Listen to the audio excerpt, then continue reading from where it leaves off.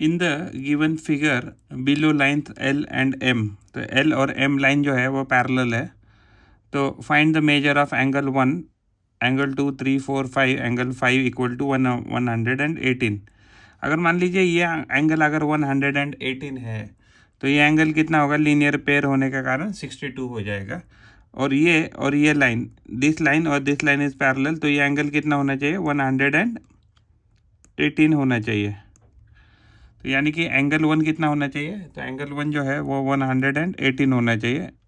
And angle 2 की बात करें तो एंगल 2 जो है, तो ये अगर पैरेलल लाइन है तो ये ट्रांसवर्सल लाइन हो जाएगी। अगर हम इसको देखें ऐसा, in the given figure below, lines L and M are parallel. Find the measures of angle 1, 2, 3, 4, 5. Angle 5 जो है हमें 118 दिया है। तो अगर ये एंगल अगर 118 है तो ये एंगल 62 होगा क्योंकि लीनियर पेयर है। अगर ये 62 है तो ये भी 118 होगा क्योंकि ये अपोजिट एंगल या लीनियर पेयर कह सकते हैं, और ये भी 62 हो जाएगा। अगर ये लाइन और ये लाइन पैरेलल है तो ये एंगल कितना होना चाहिए, एंगल 118 होना चाहिए। तो ये 60 हो जाएगा लीनियर पेयर की वजह से, 118 हो जाएगा लीनियर पेयर की वजह से, और ये 62 हो जाएगा। तो हमें एंगल अगर 6 जो है 95 दिया, अगर ये 95 है एंगल, तो ये मान लीजिए 500 हो गया, तो ये 85 हो जाएगा। ये अगर 85 है तो ये 95 हो जाएगा, और अगर ये है तो ये भी 85 हो जाएगा। क्योंकि जो लीनियर पेयर की एंगल की टोटल होती है, यानी कि अगर लीनियर पेयर यानी कि ये एंगल, तो इस एंगल की टोटल कितनी होनी चाहिए, 180। देखिए आप, इस एंगल की भी टोटल कितनी है, 180। तो हमने क्या क्या ढूंढा है, तो वैसे ही अगर मान लीजिए ये ट्रांसवर्सल पकड़े, तो अगर ये 85 है तो ये एंगल 2 जो है तो 95 होना चाहिए। तो ये 85, तो ये जो है तो इसको हम 95 पकड़ते हैं, ये 95 हो जाएगा, ये 85 हो जाएगा, ये फिर 95 हो जाएगा, और ये 85 हो जाएगा। तो एंगल 1 जो है तो हमने ढूंढा है, एंगल 1 ढूंढा है हमने 118। एंगल 2 जो है तो ये हमने ढूंढा था 95। एंड एंगल 3 जो है तो हमने ढूंढा था 95। एंड एंगल 4 जो है तो हमने ढूंढा था 62। एंगल 5 तो उन्होंने दिया ही था, 5 और 6 उन्होंने दिया था। तो ये हमारा सारा सॉल्यूशन है इसका। In the figure the side PQ, तो साइड PQ जो है, side PQ of a triangle PQS is produced R and side PS is produced to T. Okay, from the vertex S the line SU is drawn parallel to PR. SU जो है तो parallel है PR को। तो अगर parallel है तो इसका मतलब क्या है कि ये एंगल और ये एंगल कितना बनाना चाहिए, तो 180 बनाना चाहिए क्योंकि इंटीरियर एंगल है। तो ये एंगल 75 बन जाएगा। अगर मान लीजिए ये एंगल 75 है, find the measure of angle X and Y। तो अगर ये एंगल 75 है अगर इंटीरियर होने के कारण, और ये एंगल अगर ये है, अगर हम इसको प्रोड्यूस करते हैं ऐसे और इसको भी नीचे प्रोड्यूस करते हैं ऐसे, तो अगर प्रोड्यूस करते हैं तो ये सारा एंगल हमें क्या देना चाहिए था, 180 देना चाहिए था। अगर मान लीजिए ये 105 दिया है एंगल, तो ये एंगल 75 हो जाएगा। अगर इस ट्रायंगल की बात करें तो इस ट्रायंगल में कितना होना चाहिए टोटल, 180, तो इसमें से 75 हमारे पास है, उसके बाद 68 भी है, 143 हो रहा है। अगर ये 143 टोटल आ रहा है इन दो एंगल का, तो यानी कि बचा हुआ जो एंगल है 37 होना चाहिए। तो अगर इस लीनियर पेयर की बात करें तो यानी ये पूरा एंगल अगर 180 है तो उसमें से 75 हमारे पास है, 37 भी हमारे पास है, 112 हो रहा है। अगर ये 112 यानी कि ये जो एंगल है, अगर ये एंगल अगर एंगल 112 है तो बाकी हुआ एंगल क्या होगा चाहिए, ये बचा हुआ एंगल ये 68 होना चाहिए क्योंकि ये लीनियर पेयर है, और यही हमें पूछा था इसमें। प्रॉब्लम 9 लिया है, the length of the rectangle is 3x² + 2x - 4 centimetre and it's breadth is x² - 5x + 7 centimetre. Right an expression for the perimeter of the rectangle. Also calculate the perimeter of the rectangle if the value of x is 4। तो अगर हम इसको solve करते हैं तो जो perimeter होता है रेक्टेंगल का, तो पेरीमीटर जो है रेक्टेंगल का उसकी वैल्यू हो जाएगी 2 times of length plus breadth. तो अगर हम इसको कैलकुलेट करते तो 2 × लेंथ कितना था, 3x² plus 2x minus 4 plus ब्रेड थे x square minus 5x plus 7। तो अगर हम इसको ऐड करते हैं तो ऐड करने के बाद ये 2 ऐसे ही रखेंगे, 3x square plus x square तो ये हो जाएगा 4x स्क्वायर, तो ये वैल्यू हो जाएगा 4x square. 2x minus 5x ये हो जाएगा माइनस 3x, माइनस 4 प्लस 7 ये हो जाएगा प्लस 3, ये वैल्यू हो जाएगा प्लस 3, 2x था ना। अगर हम इसको मल्टीप्लाई करें 2 को तो ये हो जाएगा 8x square minus 6x plus 6। तो ओवरऑल ये जो पेरीमीटर है तो ये पेरीमीटर का एक्सप्रेशन आ गया। अगर हम इसमें p का वैल्यू, अगर मान लीजिए पेरीमीटर का जो वैल्यू है, अगर x का वैल्यू 4 रखते हैं, हम p of x equal to 4 अगर रखते हैं तो ये वैल्यू हो जाएगा 8 into 4 square minus 6 into 4 plus 6। तो ये जो वैल्यू है तो ये हो जाएगा 8 इंटू 16 माइनस 6 इंटू 4 प्लस 6। तो 16 8 दा 128 हो जाएगा, माइनस ये 24 हो जाएगा, प्लस ये 6 हो जाएगा। तो 128 प्लस 6 तो ये हो रहा है 134 माइनस 24, तो ये ओवरऑल आ रहा है 110 सेंटीमीटर कह सकते हैं। तो पेरीमीटर जो है व्हेन x इक्वल टू 4 जो है तो पेरीमीटर आ जाएगा 110 सेंटीमीटर।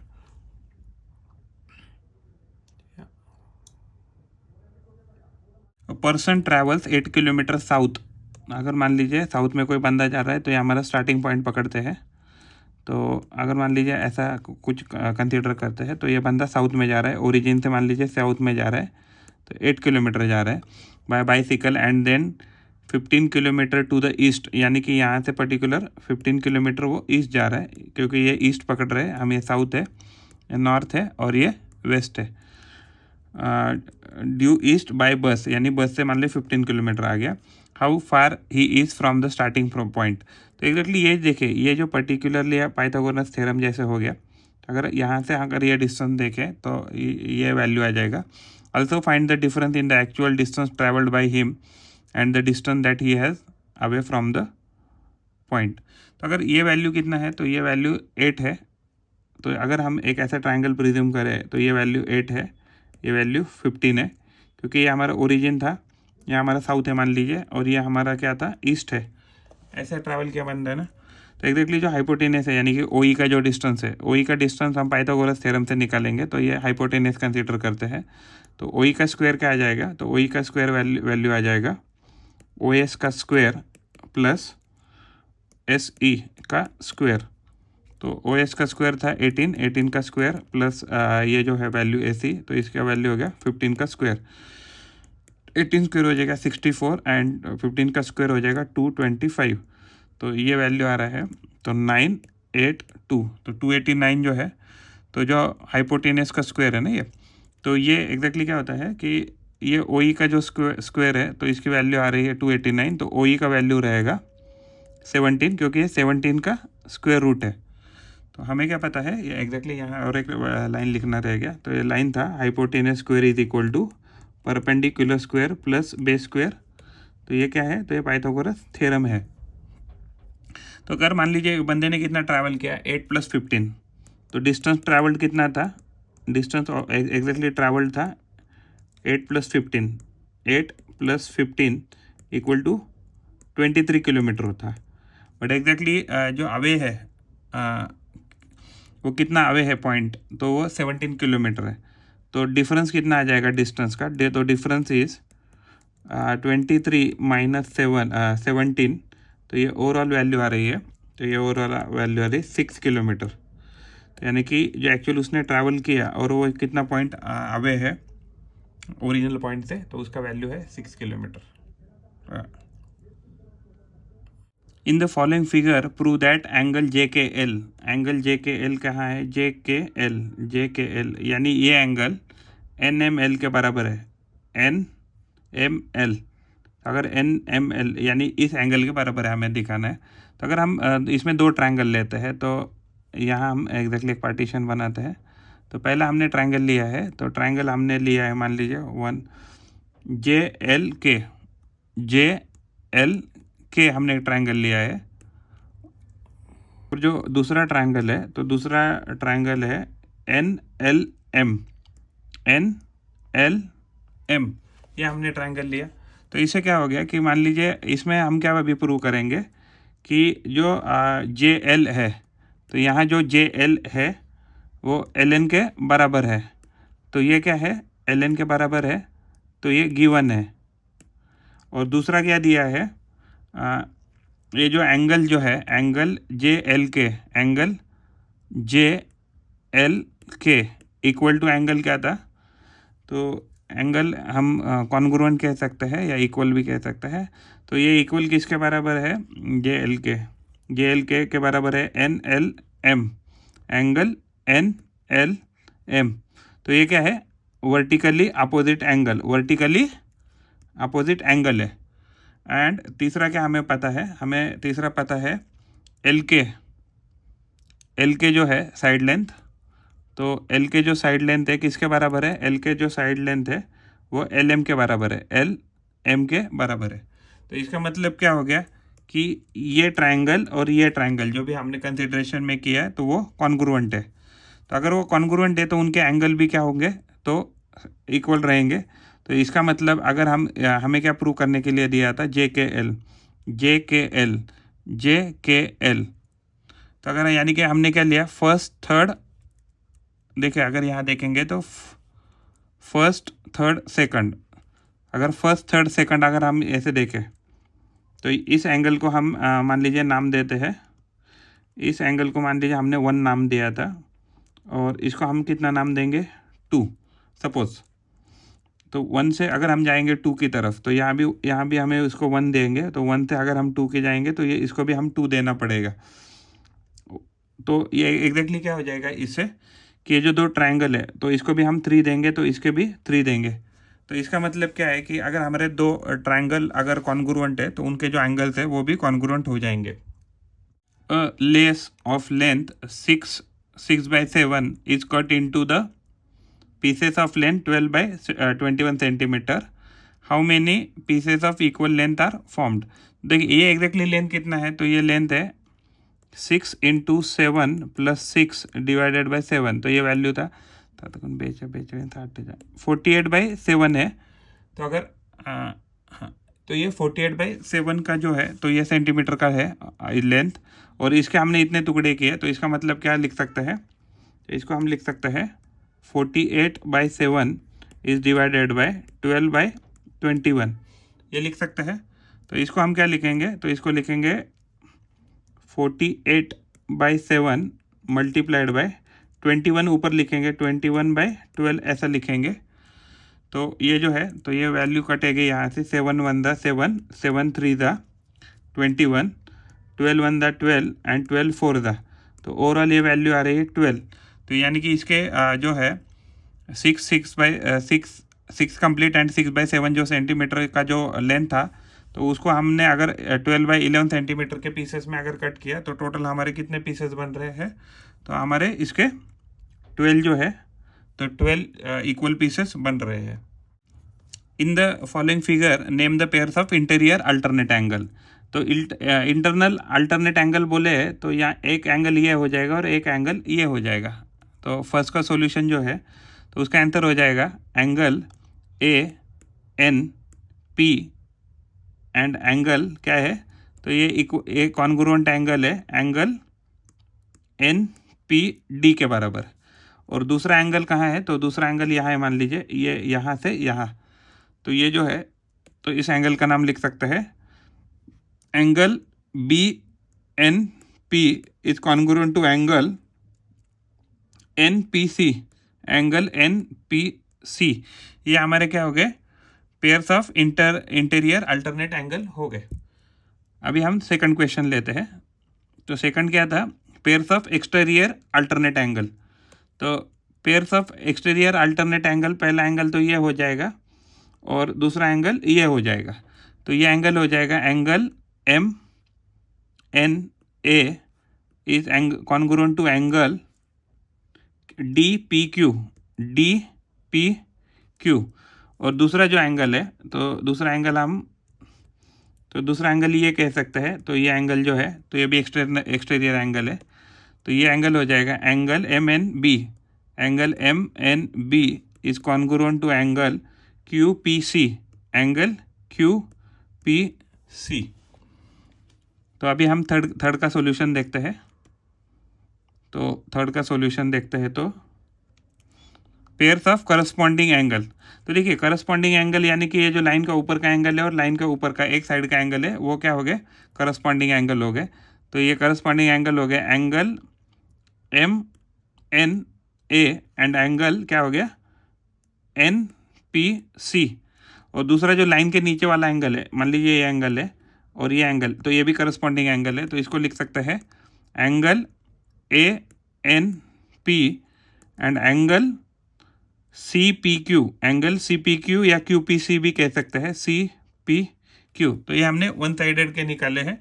वैसे ही आप यहाँ ये जो एंगल है तो आप यहाँ दिखा सकते हैं, ये एंगल और ये एंगल सेम सेम है, और ये एंगल और ये एंगल भी क्या रहेगा, सेम सेम रहेगा। तो ये आप लिख के बताइए।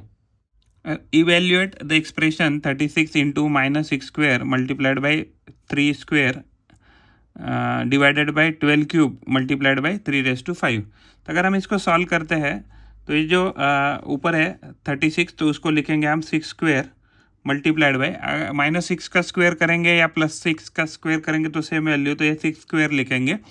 और जो 3�6 है तो 3�6 को हम 3⁵ और 3⁵ ऐसे लिखेंगे। तो इसको हमने 3⁵ जो है उसको हमने 3⁵ और 3⁵ लिखा है डिवीजन में।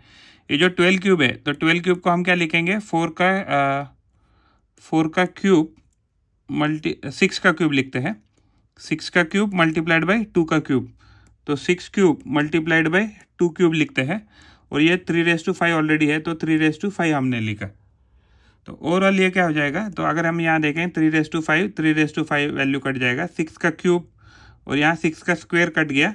तो यहाँ ये जो 6 का स्क्वायर है तो हम यहाँ 2 बार लिखते हैं, 6 मल्टीप्लाइड बाई 6 लिखते हैं, तो उसमें से 6 क्यूब कट गया, ये 6 क्यूब कट गया और ये 6 क्यूब कट गया, और 3⁵ कट गया। तो ओवरऑल ये जो वैल्यू ऊपर बचा है, तो ऊपर क्या बचा है 3 × 6 क्या हो गया 18 हो गया, और नीचे क्या बचा है 2 क्यूब क्या होता है 8। तो इसको हम क्या लिख सकते हैं, इसको हम लिख सकते हैं 2 × 9, और इसको लिख सकते हैं 2 × 2 × 2। तो इसको ये एग्जैक्टली 2 से 2 वैल्यू कट जाएगा और ये वैल्यू आ जाएगा 9/4।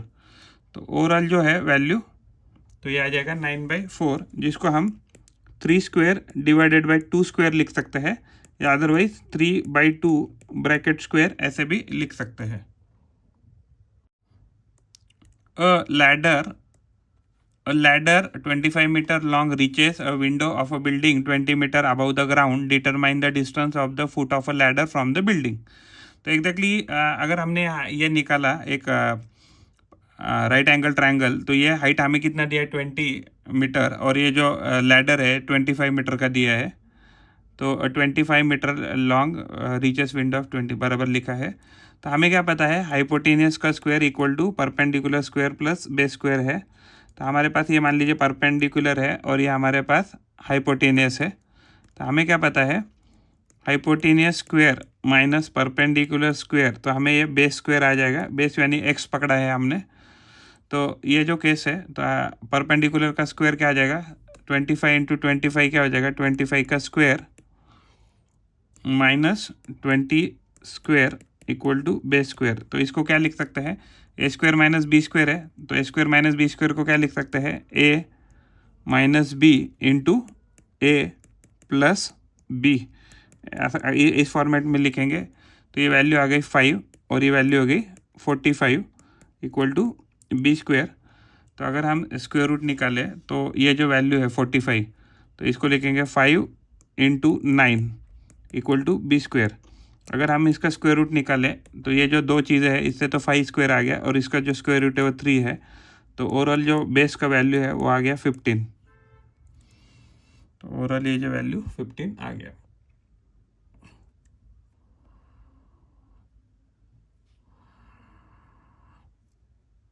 If the perimeter of a triangle is given by 8x square y plus 14xy plus 10 centimeter and two of the sides are given by 4x square y plus 3xy plus 6 and 2x square y plus 6xy plus 4 centimeter, then find the third side. तो हमने एक figure draw की है, तो इस figure में exactly एक जो साइड है तो यहाँ में 2x square y plus 6xy plus 4 और दूसरी जो साइड है 4x square y plus 3xy plus x ये हमने दिया है। और हमें पेरीमीटर क्या होता है, सम ऑफ ऑल साइड्स होता है, यानी कि अगर हम इसको 1 कहे, इसको 2 कहे और ये जो वैल्यू है 3, तो 1 प्लस 2 प्लस 3 जो है तो ये हमें दिया है।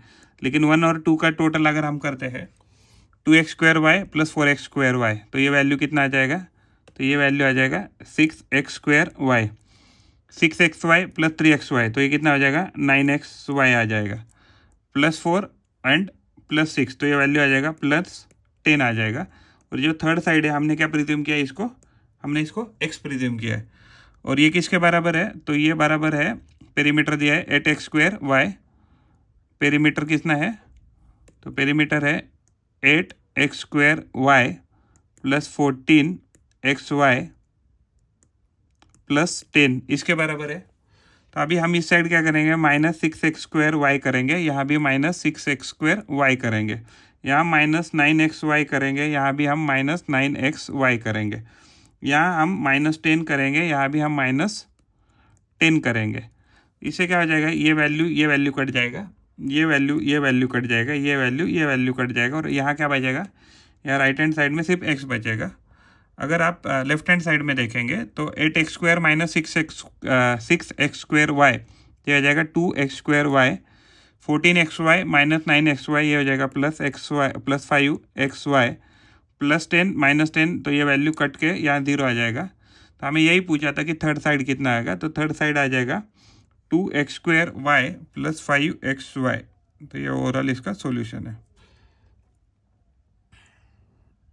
Arrange the following rational number in the descending order. जब भी हमें ऐसा ऑर्डर दिया रहता है तो हमें एलसीएम निकालना होता है।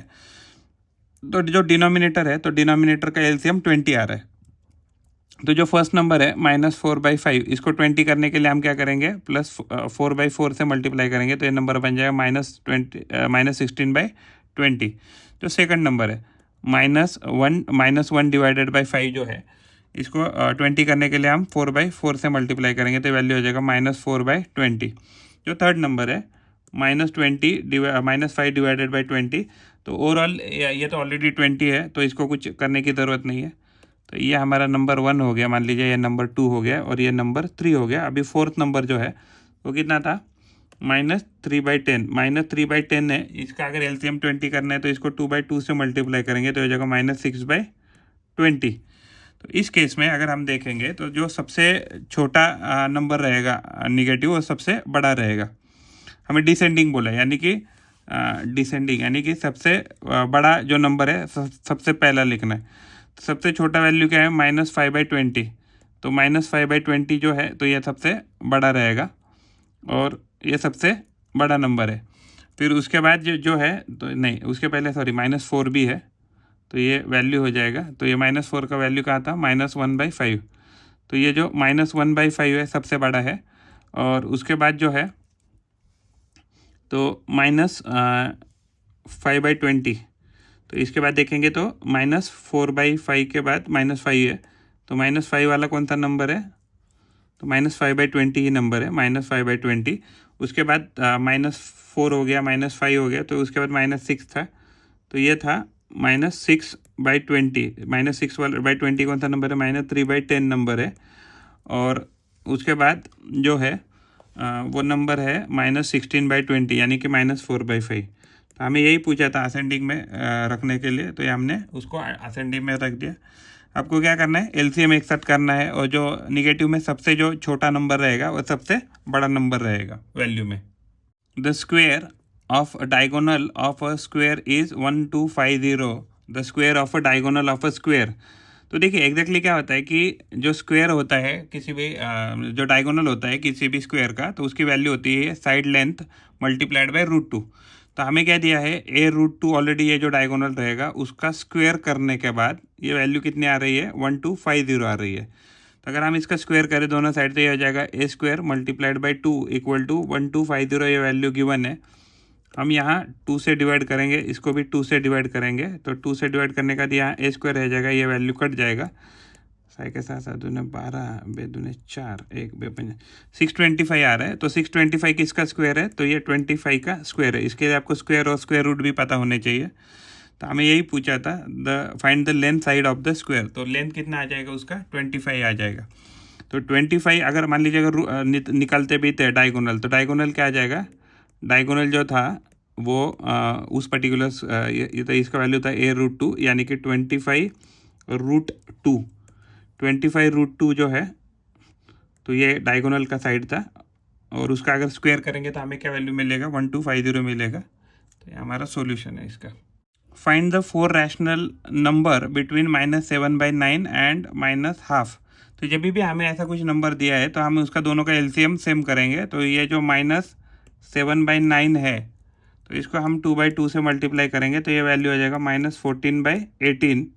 और ये जो है वैल्यू -1/2, उसका एलसीएम निकलने के बाद ये हो जाएगा 9/9 मल्टीप्लाई करेंगे। तो हमने दोनों का एलसीएम 18 था, तो 18 करने की कोशिश की है, तो वैल्यू हो जाएगा -9/18। तो अगर आप देखेंगे तो हमारे पास एक नंबर क्या है, तो एक नंबर है, सबसे छोटा नंबर मान लीजिए यहाँ से अगर स्टार्ट करते हैं तो -9/18 नंबर है सबसे बड़ा, और सबसे छोटा क्या है, -14/18। तो उसके बीच में कौन कौन सा नंबर आ सकता है, इसके बीच में जो भी नंबर है हम यहाँ इसमें लिखेंगे, -10/18 आ सकता है, -11/18 आ सकता है, इवन -12/18 आ सकता है। उसके बाद -13/18 भी नंबर इसमें आ सकता है इसके बीच में, एंड -14/18 नंबर आ सकता है। हाँ, हमें 4 ही ढूंढने के लिए लगाया था, तो ये -18, तो हमने क्या ढूंढा, -10/18, -11/18, -12/18 एंड -13/18। हमने 4 रैशनल नंबर ढूंढे हैं इन दोनों के बीच में। Find the value of x in the following figure. तो अगर ये जो भी कोई फिगर दिया है, तो इसका अगर मान लीजिए ये कंप्लीट एंगल लेते हैं, तो कंप्लीट एंगल क्या बनाएगा, सर्कल बनाएगा। तो सर्कल का टोटल कितना होना चाहिए, तो 360। तो सारे x को ऐड करेंगे, 3x + 3x 6x, 6x + 7x 13x, 13x + 5x तो 18x। तो ये 18x वैल्यू आ गया। उसके बाद था ये +24 और -6, तो कितना आ जाएगा, +18। तो ये वैल्यू किसके बराबर आनी चाहिए, सारे एंगल के हमने टोटल की, तो ये आनी चाहिए 360। अगर हम मान लीजिए दोनों साइड में 18 माइनस कर देंगे तो 18x किसके बराबर आ जाएगा, तो ये 342 के बराबर आ जाएगा। तो ये दोनों साइड से अगर 18 से डिवाइड करेंगे, अगर हम इसको 18 से डिवाइड करें और इसको भी 18 से डिवाइड करें, तो x का जो वैल्यू है 18 का 18, तो यहाँ 16 बच रहा है, तो 18 9 द 162। तो x का वैल्यू यहाँ क्या आ रहा है, तो x का वैल्यू 19 आ रहा है। प्रॉब्लम है अभी, subtract the sum of -5x² + 2xy -4 and 8x² y -4xy + 3y। तो पहले इन दोनों का सम करना है और यहाँ इसमें से माइनस करना है। तो इन दोनों का सम करते हैं तो क्या आ जाएगा, -5x² y + 8x² y, तो क्या आ जाएगा ये प्लस, तो ये वैल्यू हो जाएगा +3x² y आ जाएगा, + 2xy -4xy, तो ये वैल्यू आ जाएगा -2xy आ जाएगा। -4, तो यहाँ तो -4 ही है क्योंकि यहाँ कुछ होगा नहीं इसका, एंड तो -2xy हो गया। तो ये वैल्यू यहाँ 3y है, तो यहाँ हम इसको +3y लिखेंगे और ये -4y। अगर ये दोनों को हमने सम किया है और इसको कहाँ से सब्ट्रैक्ट करना है, 8x² y।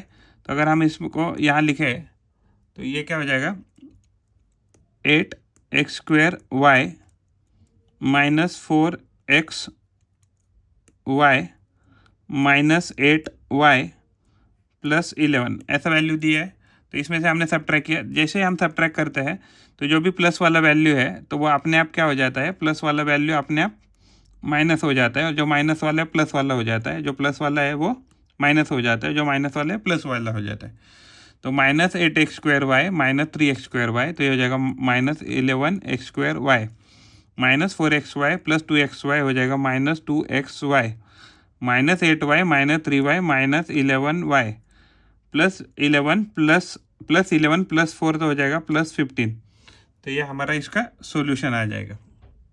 Find the product of two number is -8/21 if one of the number is, अभी ये जो नंबर है तो ये नंबर क्या है, 1 × 7 + 3 डिवाइडेड बाई 7, तो 7 + 3 10/7, तो ये 10/7 नंबर था। अगर ये 10/7 नंबर है तो हम इसको कैसे सॉल्व कर सकते हैं, तो यानी कि अगर हमारे पास एक नंबर x है और दूसरा नंबर कितना है 10/7, तो इसका प्रोडक्ट कितना आ रहा है -8/21 आ रहा है। तो अगर मान लीजिए ये जो दो नंबर है तो x × 10/7 यानी कि first number into second number is equal to क्या दे रहा है वैल्यू -8/21 दे रहा है। तो हम दोनों साइड क्या करेंगे, यहाँ भी इस साइड में हम 7/10 से मल्टीप्लाई करेंगे और यहाँ भी 7/10 से मल्टीप्लाई करेंगे। तो इससे क्या आ जाएगा, ये 7 कट जाएगा, ये 10 ये कट जाएगा और x बच जाएगा। तो 7 1 दा 7, 7 3 दा, फिर 2 4 दा 8, 2 5 दा 10, तो ये हो जाएगा -4 ऊपर न्यूमरेटर और डिनोमिनेटर में आ जाएगा -15। तो यानी कि अगर आपका एक नंबर क्या था 10/7 कह सकते हैं एंड दूसरा नंबर जो था वो था -4/15। अगर इसकी मल्टीप्लिकेशन करें तो हमारे पास नंबर आ रहा है हमारे पास, तो इन दोनों के मल्टीप्लिकेशन से हमारे पास आ जाएगा -8/21। तो ये नंबर आ रहा है हमारे पास। Find the value of algebraic expression, तो हमारे पास एक अलजेब्रिक एक्सप्रेशन है 5x³ y -2x² y²। तो अगर हमें सॉल्व करना है तो हम इसमें से क्या कॉमन निकाल सकते हैं दोनों में से, तो दोनों में से कॉमन निकाल सकते हैं x² और y कॉमन निकालेंगे तो अंदर बच जाएगा 5 और यहाँ बच जाएगा 5x माइनस यहाँ 2 बच जाएगा और यहाँ बच जाएगा y। तो ओवरऑल ये वैल्यू बच जाएगी हमारी। तो ये बचने के बाद हम x का वैल्यू कितना रखेंगे, -2 रखेंगे, तो ये -2 का स्क्वायर और y कितना है -1 और दूसरे ब्रैकेट में 5 इंटू बड़े ब्रैकेट करते हैं, तो 5 इंटू x कितना है तो -2 है, -2 करके y का वैल्यू था -1। तो यह ओवरऑल कैलकुलेशन है हमारी। तो यानी कि अगर ये देखें तो ये क्या हो जाएगा, -2 का स्क्वायर हो जाएगा 4 और ये वैल्यू हो जाएगा -1, 5 इंटू -2 -10 और ये माइनस माइनस प्लस होके 10 हो जाएगा। तो ये वैल्यू था -4 इंटू ब्रैकेट -8, ओवरऑल ये वैल्यू हो गया +32। तो जो भी हमें दिया था अलजेब्रिक एक्सप्रेशन उसका वैल्यू आ रहा है +32। Two supplementary angles are in the ratio of 5:4, find their measure of two angle. तो इसका रेशियो भी x पकड़ते हैं, इसका भी रेशियो x पकड़ते हैं। सप्लीमेंट्री एंगल मान लीजिए एक एंगल है 5x और दूसरा है 4x। सप्लीमेंट्री एंगल वो एंगल होते हैं कि जिनका सम कर हमें 180 मिलता है। तो हमें क्या मिला है 9x = 180 मिला, इसका मतलब 9 से डिवाइड करेंगे दोनों साइड तो x = हमें 20 मिलेगा। तो पहला नंबर था हमारा 5x, तो ये नंबर क्या आ जाएगा 5 × 20 = ये 100 मिलने वाला था। और जो दूसरा नंबर था वो था 4x, तो वो था 4 × 20, तो ये नंबर 80 मिल रहा था। यानी कि एक नंबर हमारा आ गया 100 और दूसरा एंगल आ रहा है 80। तो ये जो है वो 5:4 के प्रोपोर्शन में है। For the following pair of congruent triangle state the congruence rule and right the corresponding part of the congruent triangle. तो देखिए अगर हम यहाँ साइड जो 1 है एग्जैक्टली ये 1 साइड कहते हैं इसको, और ये डबल लाइन दिया तो इसको 2 साइड कहते हैं। ये भी 1 है और इसको भी हम 2 कहते हैं। तो हम 1 से अगर 2 की तरफ जाए और यहाँ भी 1 से 2 की तरफ जाए, तो 1 से 2 की तरफ फर्स्ट ट्राइंगल में जाएंगे तो ट्राइंगल क्या बनेगा, ट्राइंगल बनेगा KJL, ये ट्राइंगल बनेगा। और जो दूसरा ट्राइंगल है तो दूसरा ट्राइंगल क्या बनेगा इधर, तो ये ट्राइंगल बनेगा फर्स्ट से 2 की तरफ MNO, ट्राइंगल MNO। तो ये क्या कॉन्ग्रुएंट ट्राइंगल दिख रहा है क्योंकि यहाँ भी साइड JK के बराबर क्या दिया है, तो JK के बराबर साइड लेंथ दिया है हमें। तो JK के बराबर जो है तो हमें बराबर दिया है JK के बराबर है MN, तो MN दिया है तो ये साइड हो गई। उसके बाद एंगल जो है के जे एल जो है एंगल है, एंगल किसके बराबर है, M N O, angle M N O. तो ये क्या हो गया, हमारा एंगल हो गया। और अगर थर्ड साइड लेते हैं तो थर्ड साइड क्या है कि जे टू जे एल, तो जो जे एल सेगमेंट है जे एल, तो किसके बराबर है, तो एन ओ के बराबर है, एन ओ के बराबर है। तो हमने यहाँ क्या हो जाएगा, साइड एंगल साइड से ये दोनों ट्राइंगल क्या हो गए, तो कॉन्ग्रुएंट हो गए।